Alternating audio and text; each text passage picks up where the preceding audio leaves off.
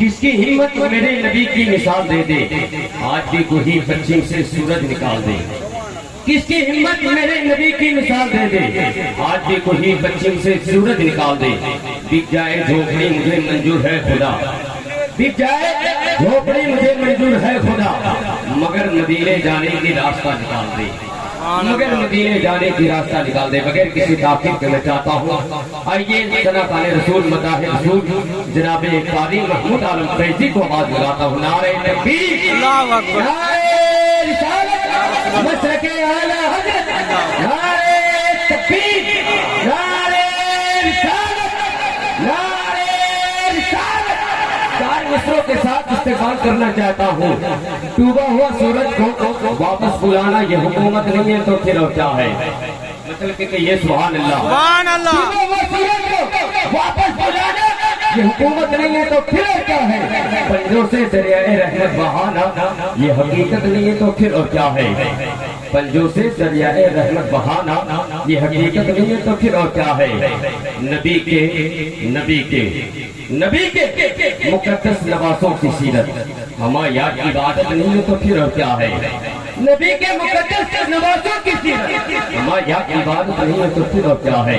نبی مکرم رسول معظم شہنشاہ دو عالم فکر امت کے خاطر نمازوں میں رونا یہ محبت نہیں ہے تو پھر اور کیا ہے؟ والشاکرین والذاکرین والحمد للہ رب العالمین۔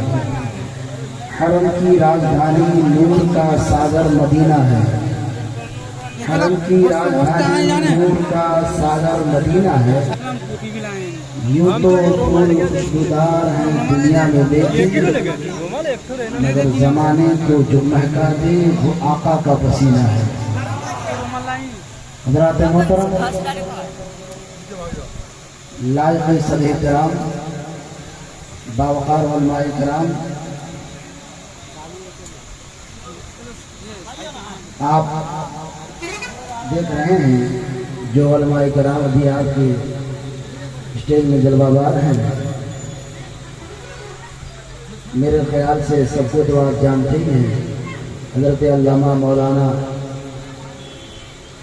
غلام محی الدین صاحب اور مقرر نشان حضرت علامہ مولانا جہانگیر عالم رضوی صاحب، شاعر ہندوستان قاری محمود عالم فیضی صاحب اور نقی صاحب مولانا وسیم رضوی صاحب ہیں، اور حضرت جو جلسے کے مین لیڈر ہیں اور مدرسہ گلشن حبیبیہ بنات کہ جو محتمیم ہیں مولانا عابد صاحب، ان کی محنت و مشقت کا یہ ثمرہ ہے جو آپ دیکھ رہے ہیں کہ جلسہ سجانا اور جلسے کو اتنے عالمی پیمانے پر کسی نے اس بچے کو سنبھالا نہیں، کسی نے اس بچے کے کیچڑ کو دھونے کے لیے پانی تک نہیں ڈالا، آخر اس کی ماں کے اسے کیوں اٹھا رہی ہے؟ اس بچے کو کیوں اس کی ماں مار رہی ہے؟ وجہ کیا ہے تم نے دیکھا نہیں ہے؟ میں اس لیے کبھی میں آ گیا ہوں، میری آنکھیں اشک بار اس لیے ہے کہ یہی حالت دیکھنے کے بعد، ایک ماں اور بچے کے دل میں محبت کو دیکھنے کے بعد، میں نے اپنے اور رحمت خدا کے درمیان میں اس حالت کو نظارہ کیا کہ آج دنیا میں رب کی رحمت اور لوگوں کے درمیان میں یہی حالت ہے کہ جب لوگ گناہوں کے دلدل میں پھنس جاتے ہیں، جب لوگ گناہوں کے دلدل میں پھنسے ہوتے ہیں، اللہ کی رحمت آواز دیتی ہے، اے لوگوں تم گناہوں کے دلدل میں پھنس رہے ہو، آؤ رحمت خدا کی بارش میں، آؤ اللہ کی رحمت میں، آؤ اپنے رب کی رحمت کی بارش سے نہلا کے تمہیں پاک کر دیا جائے۔ رب چاہتا ہے میرا بندہ پاک ہو جائے اور میری بارگاہ میں آ کے توبہ کر کے گر گراتا جائے، وہ جب سے توبہ کرے گا میں معاف کرتا جاؤں گا۔ سبحان اللہ، سبحان اللہ، تکبیر، اللہ اکبر، نعرہ رسالت، مسلک اعلی حضرت، زندہ باد، تاجدار مدینہ کانفرنس، زندہ باد، نعرہ تکبیر۔ اللہ اکبر۔ آپ اس واقعے سے کیا پتا چلا؟ حضرت بایزید بستانی کا یہ قول ہمیں آواز دے رہا ہے، ان کی یہ شان ہمیں بتا رہی ہے کہ دنیا میں آپ دیکھیں جگہ جگہ میں آپ گزرتے جائیں، صبح سے لے کر شام تک آپ دیکھتے ہیں، حالات کا نظارہ کرتے ہیں، ہر ماحول کو آپ دیکھتے ہیں، مگر آپ بتا जाए। इस दुनिया तरक्की याफ्ता दौर में हर आदमी चाहता है कि हम तरक्की की तरफ जाए। दुनिया के हर लोगों में ये माहौल है कि हम तरक्की की तरफ दौड़े, मगर उस तरक्की याफ्ता लोगों से पूछा जाए कि तरक्की करना कैसे चाहते हो? लोग ये सोचते हैं दौलत कमाओ तो तरक्की मिल जाएगी, आपके अच्छे बड़े मोबाइल आ जाए तो तरक्की मिल जाएगी, बड़ी बिल्डिंग बना लो तो तरक्की मिल जाएगी। हर एतबार से वो तरक्की चाहते हैं, मगर उनसे पूछो अल्लाह ने तुझे वो पैदा किया है, रब के पैदा करने का मकसद है असली क्या है? कभी तूने सोचा है? कभी तूने इसमें जायजा लिया है? वमा खलक़तुल जिन्ना वल इंसा इल्ला लियअबुदून। अल्लाह का कुरान फरमाता है, अल्लाह का कलाम आवाज देता है, रब का फरमान ये ऐलान करता है मकसद इंसान क्या है? तकलीफ मकसद इंसान ये है कि इंसान रब की इबादत करता जाए। अल्लाह की इबादत करे तो यही मकसद असली है, अल्लाह की रियासत करे तो यही मकसद असली है, अल्लाह की बंदगी करे तो यही मकसद असली है। हमने दौलतें कमाई है, हमने बिल्डिंग बनाने के लिए हर तरह की कोशिशें की है, हमने दुनिया में तरक्की करने के लिए हर तरह की कोशिशें की है, मगर आपको मैं बता दूं, मैंने कुरान मुक़द्दस की जिस आयत करीमा की तिलावत की है, रब का कुरान फरमाता है कुल हल यस्तवी लज़ीना यअलमून वल्लज़ीना ला यअलमून। अल्लाह फरमाता है महबूब आप फरमा दें, आज दौर में दुनिया में आलिम और जाहिल बराबर नहीं हो सकते हैं। अगर तरक्की करना है तो सिर्फ दुनिया की दौलतें नहीं, इस सीने में इल्म रसूल संभाल लो, इल्म के बदौलत तुम दुनिया में भी तरक्की करोगे, आखिरत में भी तरक्की करोगे। नारे तकबीर, नारे रिसालत, मशरक़े आला हज़रत, ताजदारे मदीना कॉन्फ्रेंस, नारे तकबीर। हज़रात मोहतरम, इसी तरक्की याफ्ता दौर के एतबार से आप जरा गौर करें, आज के दौर में पूरी दुनिया में सबसे पावरफुल देश कौन सा है? आप कहोगे अमेरिका है। उसी अमेरिका वालों से पूछो तुमने तरक्की कैसे की है?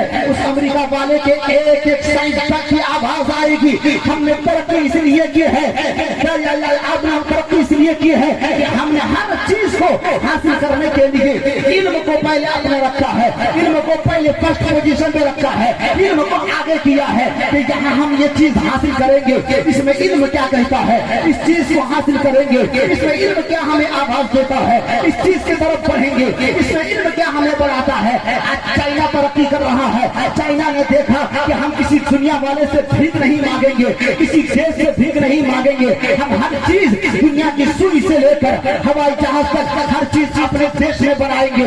हमें किसी से किसी के यहाँ हाथ फैलाने की जरूरत नहीं है, हमें किसी के यहाँ जाने की जरूरत नहीं है। चाइना तरक्की करता गया, चाइना आगे बढ़ता गया। आज हिंदुस्तान के हर शोबे में चाइना का सामान पाया जा रहा है, हिंदुस्तान की करेंसी चाइना में जा रहे हैं, मगर चाइना की करेंसी हिंदुस्तान में नहीं। वजह क्या है? इसलिए कि चाइना के बच्चों के सीने में इल्म आ गया है, उसने हर चीज को बनाने के लिए पहले टेक्नोलॉजी के एतबार से इल्म हासिल की है, वो पढ़ते गए हैं। आज के एतबार से देखो, पहले के जमाने में इल्म हासिल करने के लिए दुनिया बड़ी बेईमान होती थी, दुनिया को बड़ी सोचना पड़ती थी, दुनिया के इंसान को समझने के लिए इल्म हासिल करने के लिए कई सौ किलोमीटर की दूरी का सफर करना पड़ता था। मगर आज के दौर में इलाके में स्कूल है, इलाके में मदरसा है, गली गली में मदरसा है, गली गलीचे में मदरसा है। आप बढ़ते जाओ, हर 5 किलोमीटर पर मदरसा स्कूलें पाई जा रही है। मगर बताओ कितने लोग हैं, कितने इल्म पढ़ने वाले हैं, कितने पढ़ने वाले हैं? आज नौजवान बच्चा अपने स्कूल में मैट्रिक पढ़ रहा है, मगर उससे बोलो तुम अपने बाप दादा के नाम को लिखते जाओ, इंग्लिश में लिखो, बंगला में लिखो, तुमने हिंदी पढ़ा हिंदी में लिख, बता तूने मैट्रिक पढ़ी है। आज तू फेरिस लेके बैठ जा, कलम कागज लेके बैठ जा, उससे बोल तेरे बाप का नाम लिख, तेरी माँ का नाम लिख, तेरे दादा का नाम लिख, तेरे परदादा का नाम लिख। आप यकीन करो मैट्रिक पढ़ने वाला बच्चा भी सही सही स्पेलिंग इंग्लिश का लिख नहीं पाएगा, इसलिए कि हमने सिर्फ स्कूल के दरवाजे तक जाकर या कहीं गए तो खेलकूद के जमाने को गुजारा है, हमने इल्म हासिल नहीं किया है।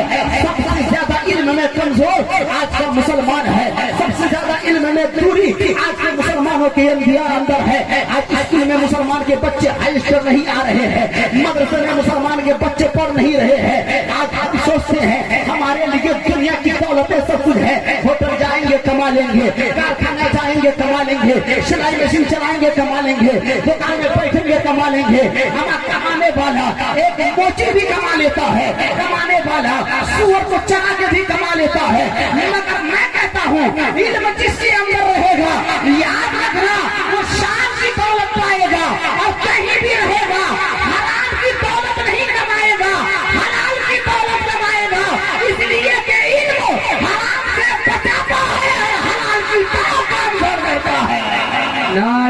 تکبیر، نعرہ رسالت، مسلک اعلی حضرت، نعرہ تکبیر، نعرہ رسالت۔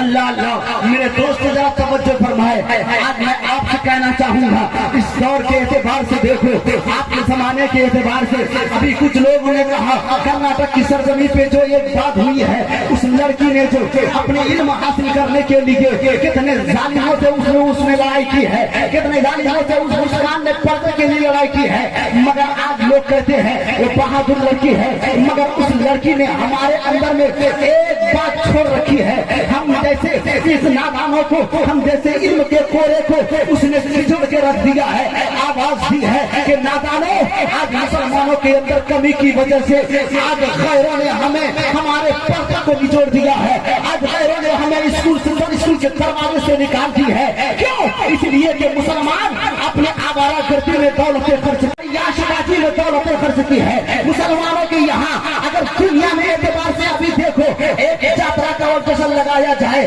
یہاں مسلمانوں کے یہاں اگر کوئی پارٹی دی جائے لاکھوں کی دولتیں خرچ کرتے ہیں کسی لڑکی کی عیاشی بازی دیکھنے کے لیے، ڈانس دیکھنے کے لیے، ناچ گانا کے لیے، اپنی شادیوں میں بینڈ باجے بنانے کے لیے، نہ جانے کتنی دولتیں ہم خرچ کر دیتے ہیں، مگر مسلمان دولتوں کو جمع کر کے کیوں اپنے مدرسے کو آباد کیا ہوتا، اپنے اسکولوں کو آباد کیا ہوتا، قسم واللہ آج ہمارے بچے کسی کے یہاں لڑتے نہیں، کسی دروازے پہ سے بھگائے نہیں جاتے، ہماری بچیوں کو، ہمارے بچے کو آج بھی ہمارے لیے ضروری ہے کہ ہم اسکول اور مدرسے کو آباد کریں، اگر آباد کرتے جائیں گے قسم واللہ ان ظالموں کے اسکول کی ہمیں حاجت نہیں رہے گی، مدرسے کو ان کی ہمیں ضرورت نہیں رہے گی، ہم اپنے علاقے میں اپنی دولت کے بلبوتے میں مدرسہ چلائیں گے اور اپنی بچیوں کو قوم کا سپاہی بنائیں گے۔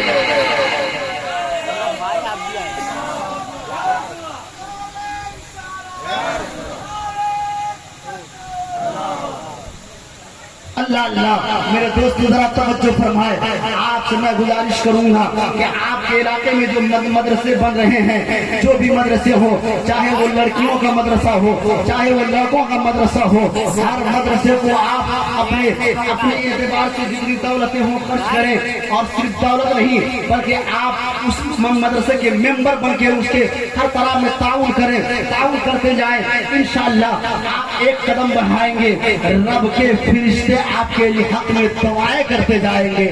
یاد رکھنا جو مدرسے کی راہ میں کسی بھی معاملے میں خرچ کرتا ہے، چاہے وہ جسمانی اعتبار سے ہو، چاہے وہ وقت کے اعتبار سے ہو، چاہے وہ دولت کے اعتبار سے ہو، کسی بھی معاملے میں اپنا وقت دیتا ہے، اللہ تعالیٰ اس کے وقت کو رائگاں نہیں کرتا ہے۔ انشاءاللہ مجھے امید ہے کہ یہ جو مولانا عابد صاحب جو مدرسہ لڑکیوں کا مدرسہ کھولے ہوئے ہیں، اگر یہ صحیح طریقے سے چلاتے ہیں تو آپ ان کا ہاتھ بٹائے تعاون کریں، اور اگر ان میں کچھ غلطی ہے تو ان کی غلطی کی اصلاح کر کے ان کے ساتھ دیں، مدرسے کو کبھی ختم کرنے کے سوچے بھی نہ ہیں بلکہ مدرسے کو آگے بڑھائیں، فوقیت دیں۔ علم کا وہ مرکز ہے جہاں سے ایک بھی اگر کوئی ہماری بہن قرآن کی تلاوت سیکھ لے گی، قسم واللہ وہ جب قرآن پڑھے گی پورے علاقے کو اس کا ثواب ملتا جائے گا، جب وہ قرآن کی تلاوت کرے گی پورے علاقے کو اس کا ثواب ملے گا۔ ایک بچے بھی اگر قرآن کی تلاوت سیکھ لے، آج ہمارے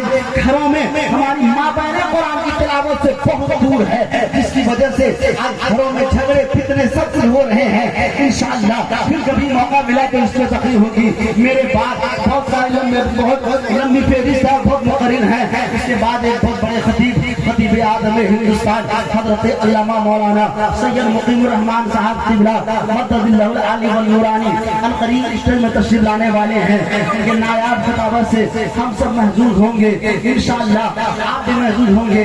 میں انہی چند جملوں کے ساتھ اپنی تقریر کو یہی ختم کرتا ہوں۔ پروردگار کی بارگاہ میں دعا ہے، پروردگار ہمارے بولنے سننے میں اس طرح کی کوئی خامی بے ادبی گستاخی ہو مولا، ہم سب مل کے تیری بارگاہ میں سب دل سے توبہ کرتے ہیں، ہماری توبہ کو قبول فرما۔ آؤ پورا مجمع مل کے توبہ پڑھیں، استغفر اللہ ربی من کل ذنب واتوب الیہ، لا حول ولا قوت الا باللہ العلی العظیم۔ انہیں جانا انہیں مانا، نہ رکھا غیر سے کام، انہیں جانا انہیں مانا، نہ رکھا غیر سے کام، للہ الحمد۔ میں دنیا سے مسلمان भीतर